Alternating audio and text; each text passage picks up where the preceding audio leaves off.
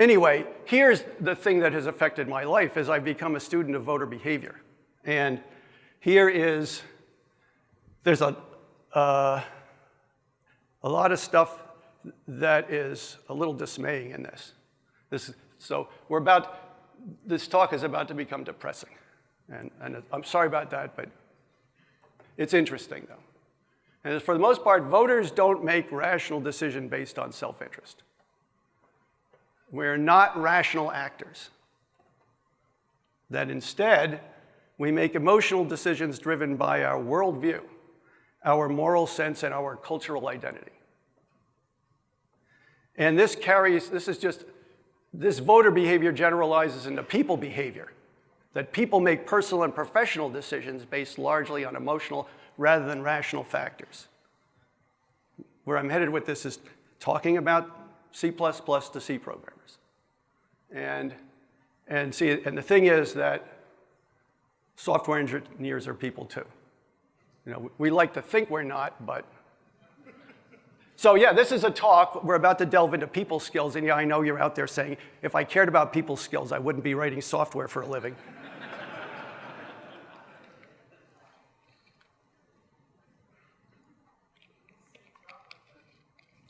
Pardon? Yeah, well, I'm going to try to stay away from that because I may lose half of my audience if I start staking out a position here. But so how do we know the things that I'm about to explain to you? And there's a lot of science to this. Now, yeah, it's social science, psychology, it's political science, stuff like that, but it is science. And we'll get there in a second, but I don't want you to remember just one thing, and what is that? Yeah, if you're arguing, you're losing. Yeah, and so what I'm about to talk about here is a combination of these various fields, which, by the way, I spend an awful lot of my discretionary time doing this. It's fascinating. And I will tell you that I wish I had known a lot of this when I was younger. I think it would have helped both my professional career and my personal life in a number of ways to be more aware of human behavior. Because I was pretty blind to this when I was younger. And like, as Bobby was saying, you know, I was a hard ass as a teacher, and I'm not sure it served me. I mean, in Bobby's case, I guess it served him well, but you know, that doesn't always work so well in life.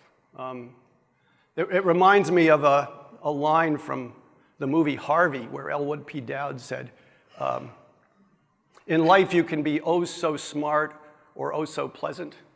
For years I was smart, I recommend pleasant.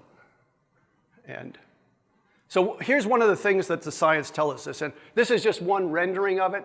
This pops up all over the place, this is from Jonathan Haidt, who has a couple of really good TED Talks if you're into that stuff. And there's websites on moral foundation theory. But basically, it's all based on the fact that the mind is divided like a rider on an elephant. And the rider's job is to serve the elephant. In other words, the elephant goes whichever way it wants, and the rider's job is to explain why that was the rational choice.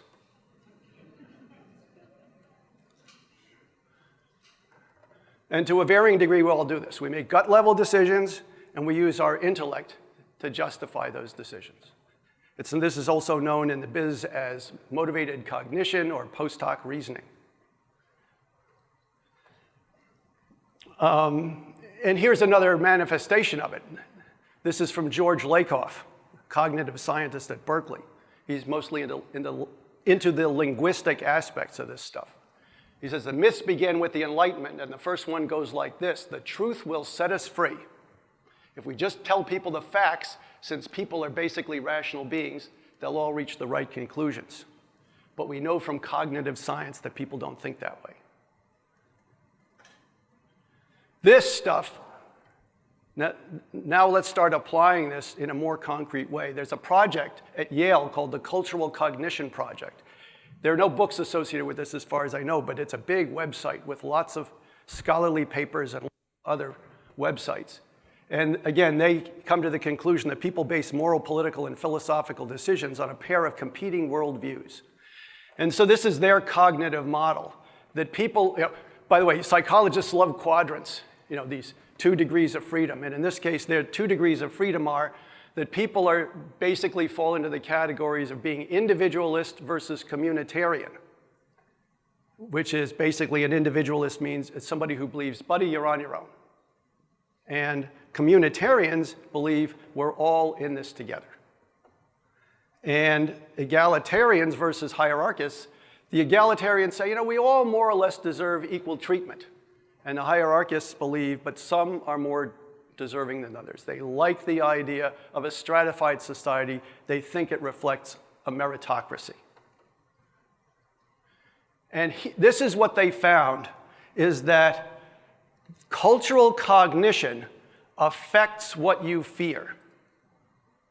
Okay? That depending upon what your belief system is, your underlying cultural view, you will regard certain things as genuine risks in your life and other things as not serious threats. So for example, in the upper left quadrant, you have people who are hierarchist and individualist, and they tend to think that involuntary HPV vaccination is a threat to society, as is gun control. But guns themselves, climate change, nanotechnology, don't worry about it. It's not a big deal. Whereas at the other end, it's just the opposite. In other words, the set of things we fear depends very much on where we start out in life in terms of our worldviews. Now, why am I telling you this? Where am I headed with this? Is that the things that the C++ community regards as things to be concerned about are dramatically different than the things that the C community is concerned about. And that when you're trying to communicate with people, it doesn't matter so much what your concerns are. If you're not addressing their concerns, you're not going to have a meeting of the minds. And so do I have proof that this sort of modeling applies in these computing problems? No, I don't. But my life experience tells me, yeah, software engineers are people, my friend. And these kinds of factors are at play. We just need to discover what they are and learn to apply them. There's another paper by Kahan et al. About motivated numeracy. And this one is just a head shaker.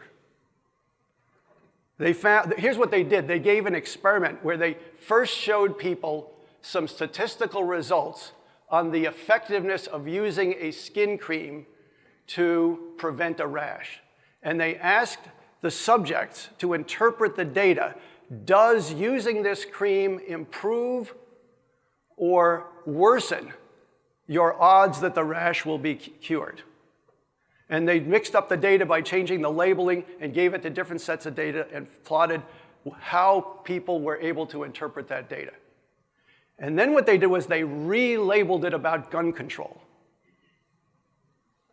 about whether or not gun control laws increase or decrease crime in an urban area. And they gave the same people the same data relabeled, and what they found was that otherwise numerate people who could interpret data were likely misunderstand the data if understanding it challenged what they already believed. This is what we're up against.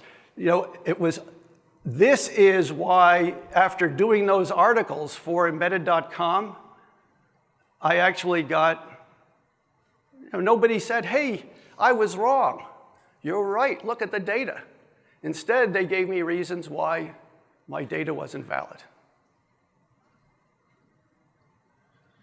Reminds me of this quote from Jonathan Swift, that reasoning will never make a man correct an ill opinion, which by reasoning he never acquired.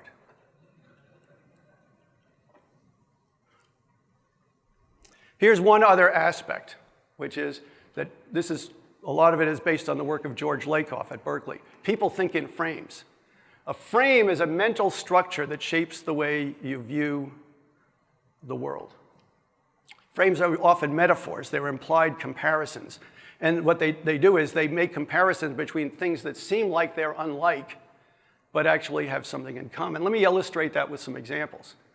Morality is a very intangible entity, yet we talk about it by constructing an analogy with things like currency. For example, if you do me a favor, I'm now in your debt. I owe you one.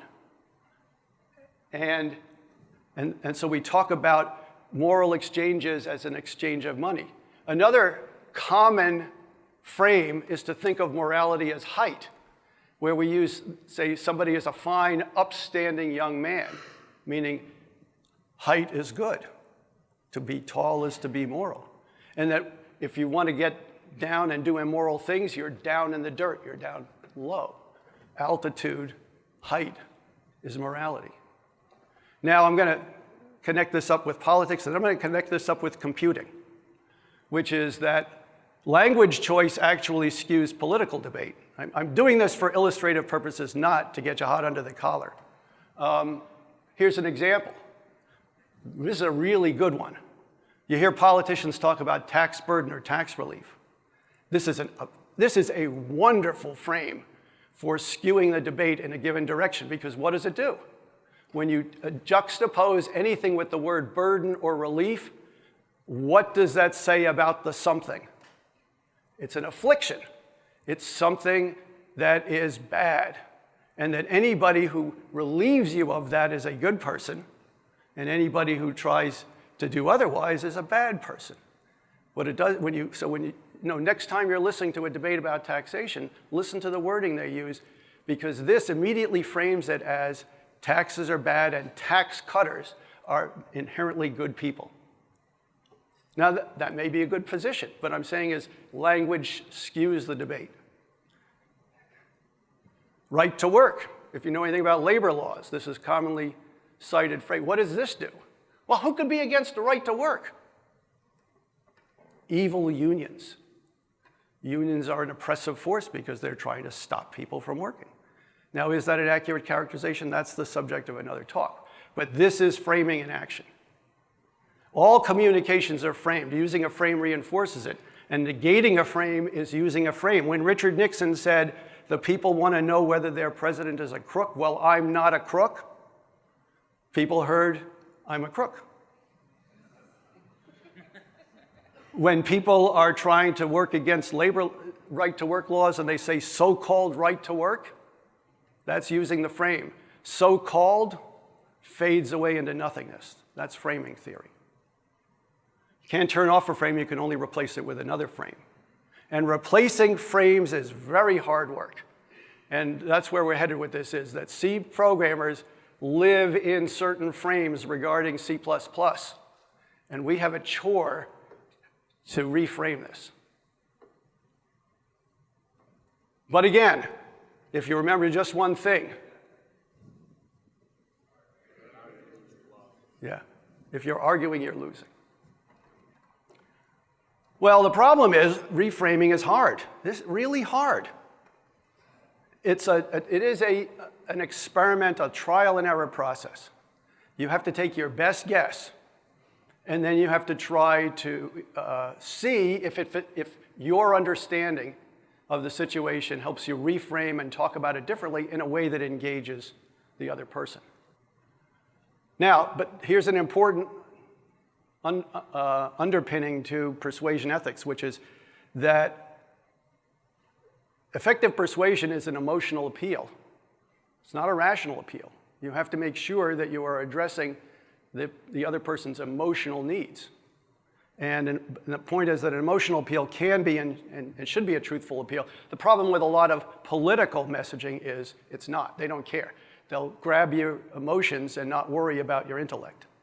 But I would be remiss if I didn't say, while we're doing this, we have to make sure that what we are advocating for people is not just emotionally appealing to them, but is intellectually justifiable to ourselves. And so I think an emotional appeal can and should have a basis in evidence and reason. And that's our obligation. That's our ethical obligation. Now, remember, just trotting out the facts is not going to necessarily persuade people, but if you have a receptive audience, it's information you can draw on. But here's the other problem, If I haven't filled you with enough despair yet, this may be the most despairing thing that I've learned in the last few years, which is that a couple of researchers, Brendan Nyhan and Jason Reifler, have identified something called the backfire effect, which is that telling misinformed people correct information can actually increase belief in the misinformation. There are lots of studies to show this. If you Google the backfire effect, you'll find lots of papers on this. You know, which says that if somebody believes something wrong and you tell them, no, here's the right information, they now believe the other information even more so. And it doesn't matter where the correcting information came from. They did experiments where they had people look at Fox News, conservatives, avid Fox viewers, looking at corrections about political misinformation. And the fact that it came from Fox didn't matter. These people still believed the misinformation that much. I'm picking on Fox. Same thing happened with MSNBC. So for a fact to be believed, it must fit an accepted frame. And it's very hard to unmoor existing frames. And that's the state we're in right now. And I'm not quite sure what to say other than a few suggestions at the end about how do we get ourselves out of this situation where so many people have an invalid frame about C++. So whatever you do, don't make it worse. If you're arguing, you're losing. That's a good way to make it worse. Here's the last of the factors I want to inject, which is there's something known as loss aversion. From psychology and decision theory, it's now fairly well established that fear of loss is greater than the desire for gain. That, in fact, some studies indicate that fear of loss is roughly twice as important a psychological factor as the desire for gain. So that means, and advertisers know this, in fact, there have been psychological experiments done with things like if employers want employees to do things to keep their weight down or give up smoking, the question is, do you give them a bonus for exhibiting the behavior you want, or do you give everybody that and take it away from them if they don't exhibit the desired behavior? And it turns out it's better to give it and then take it away because loss aversion is higher. People are not rational beings, are they? So this is from Dale Carnegie, which, although this is a 80-year-old book, this is great stuff. There's only one way under the high heaven to get anybody to do anything. Did you ever stop to think about that? Yes, just one way, and that is by making the other person want to do it. Remember, there is no other way. Okay, you can't reason them into it. It says, and the other one is, so the only way on earth to influence other people is to talk about what they want and show them how to get it. So that means that when you are talking to people that you would like to persuade, you don't start by leading with your version of the facts. They don't care about that. What they want to know is, do you understand where I am and what my problems and concerns are? So your job is to ask questions. We're very bad at that. It requires people skills. It requires listening. And I say, learn it. Embrace it. It will make you better as a person, not just as a programmer. So what's today's lesson? If you're arguing, you're losing. If you don't remember anything else, that's it. And thank you for indulging me.